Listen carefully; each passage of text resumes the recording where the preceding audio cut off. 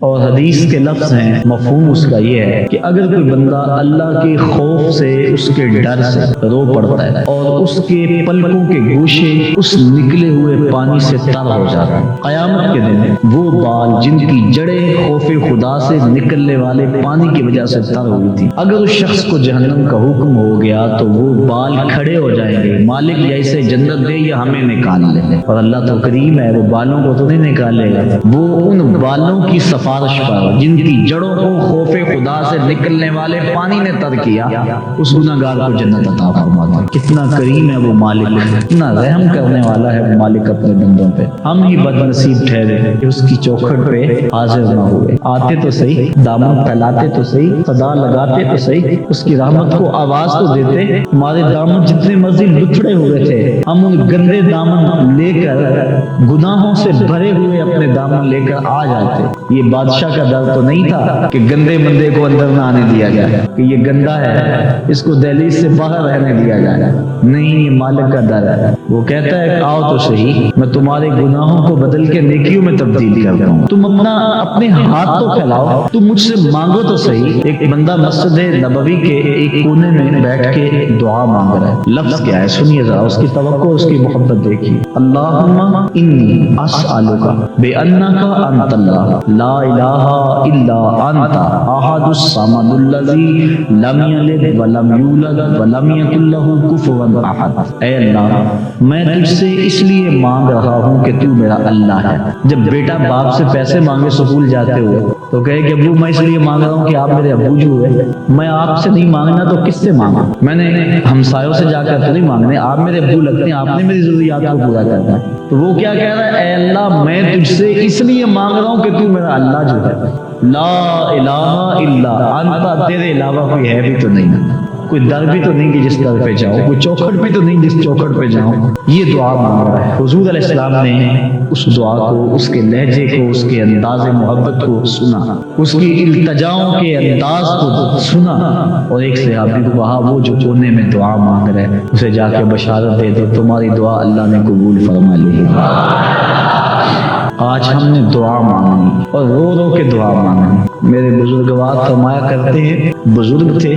ان کی عادت میں سخاوت رچی بسی تھی، اور ہر جو اللہ والا ہوتا ہے اس کی طبیعت میں سخاوت گندی ہوئی ہوتی ہے، بخل نہیں ہوتا اس کی، اپنے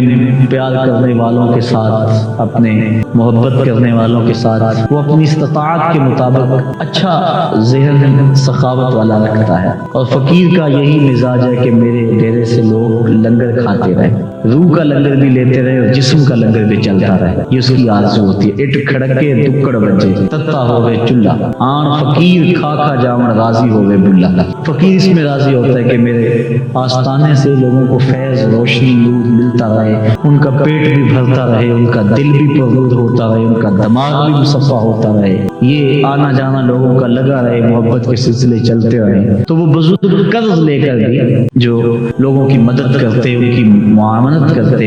اور ان کی خوراک کا انتظام کرتے۔ اب ایک بندے سے قرض لے لیا ہو اور وعدے پر بندہ نہ دے سکے تو پھر دوبارہ قرض چاہیے تو اس سے نہیں مانگتا، کسی اور سے مانگتا، پھر کسی اور سے، پھر اور سے، حتیٰ کہ بہت سارے لوگوں کے مقروض ہو گئے۔ بابا جی کا جب وقت آخر آیا، حالات ایسے پیدا ہوئے کہ محسوس ہوا کہ اب بس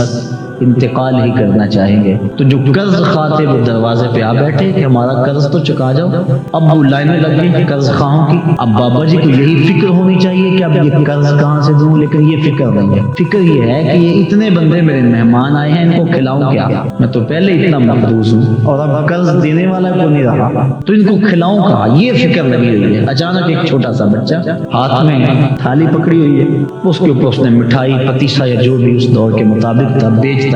وہ آواز لگاتا جہاں بابا جی کا ڈیرا تھا قریب سے گزرنے لگا، بابا جی کے کانوں میں آواز پڑی، خادم کو کہا اسے بلاؤ، بلایا گیا، کہا بیٹا کیا بیچتے ہو، کہا یہ ہے بابا جی، کہا یہ میرے مہمان ہیں، ان کو کھلا دو، تمہیں میں پیسے دے دیتا ہوں، تم بل بتاؤ کتنا ہے۔ اس نے شکر کیا کہ میں نے شام تک بیچنا تھا، یہ 10 منٹ میں میرا سودا